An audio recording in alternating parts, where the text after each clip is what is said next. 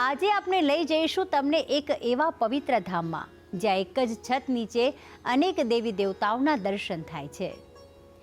અમદાવાદના કૃષ્ણનગરમાં આવેલ આ દિવ્ય રાધે કૃષ્ણ મંદિર ભક્તિ, આસ્થા અને એકતાનું સુંદર પ્રતીક છે। અહીં શ્રી કૃષ્ણ રાધાજી સાથે બિરાજમાન છે, તો સાથે જ માં અંબા, મહાદેવ, સાંઈ બાબા સહિત અનેક દેવતાઓના પણ દર્શન ભક્તોને એક જ સ્થળે પ્રાપ્ત થાય છે। તો આ મંદિર માત્ર પૂજાનું સ્થાન નથી, પરંતુ શ્રદ્ધા, વિશ્વાસ અને સમાજની એકતાનો જીવંત દાખલો છે। તો ચાલો કરીએ આ પવિત્ર રાધા કૃષ્ણ મંદિરના દર્શન। અમદાવાદના કૃષ્ણનગરમાં આવેલ છે ખૂબ જ સુંદર રાધે કૃષ્ણ મંદિર, જે ખૂબ જ પ્રતિષ્ઠિત કૃષ્ણધામ છે। આ મંદિરનું નિર્માણ વર્ષ 1978માં કરવામાં આવ્યું હતું। આ મંદિર એટલું પ્રસિદ્ધ અને પ્રચલિત છે કે નરોડામાં આવેલ વિસ્તાર કૃષ્ણનગર તરીકે જ ઓળખાવા લાગ્યું છે। આ મંદિરની વિશેષતા એ છે કે આ મંદિરમાં દરેક ધર્મ અને જ્ઞાતિના લોકોને ધ્યાનમાં રાખીને જુદા જુદા ભગવાનની પ્રતિમાની સ્થાપના કરવામાં આવી છે।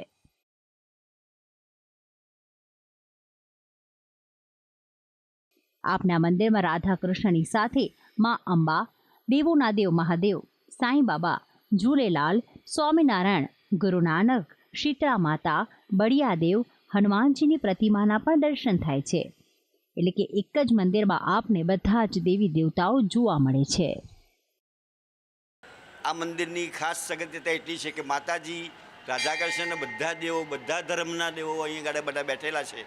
માતાજી પ્રત્યક્ષ છે, લોકો એની બહુ જ ઘણી આસ્થા રાખી અને જાય છે અને કામ પતે છે। રાધા કૃષ્ણ પ્રત્યક્ષ છે, મંદિરની મૂર્તિની અંદર જીવ છે। ભગવાન કૃષ્ણ આ મંદિરમાં રાધાજી સાથે બિરાજિત અને વાસણી ધારણ કરેલ છે। આ મંદિરમાં બિરાજમાન રાધા કૃષ્ણની મૂર્તિ ખાસ જયપુરથી તૈયાર કરવામાં આવી હતી અને અમદાવાદના કૃષ્ણનગરના મંદિરમાં સ્થાપિત કરવામાં આવી હતી। આસપાસ રહેતા તમામ રહેવાસીઓ પર ભગવાન કૃષ્ણના આ ધામ પર ખૂબ જ આસ્થા છે અને ભગવાન કૃષ્ણ તેમની દરેક મનોકામના પૂર્ણ કરશે તેવા વિશ્વાસ સાથે આ મંદિરમાં દર્શન કરવા આવે છે।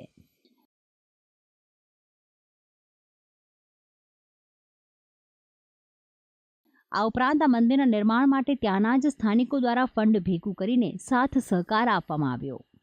આ મંદિરમાં દરેક તહેવારની ઉજવણી ખૂબ જ ધામધૂમથી કરવામાં આવે છે, તો ભક્તો પોતાની શક્તિ અનુસાર આ મંદિરમાં દાન પણ કરે છે। 30 વર્ષથી આ મંદિરે બેસીએ છીએ, ભજન કીર્તન કરીએ છીએ। મંદિરના ટ્રસ્ટીઓ ખૂબ સાથ સહકાર આપે છે અને દરેક તહેવારો ઉજવાતા હોય, દરેક તહેવાર ઉજવાય છે। ખૂબ આનંદથી ઉજવવામાં આવે છે અને ખર્ચો પણ એ લોકો બહુ સરસ કરે છે।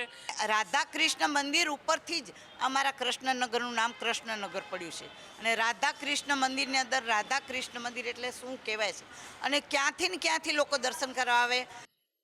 આ મંદિરમાં ભક્તોની સાથે સાથે અનેક ભજન મંડળીઓ પણ નિત્ય સવારે 2 કલાક ભજન કરવા પધારે છે અને કૃષ્ણ ભક્તિમાં લીન થઈ જાય છે।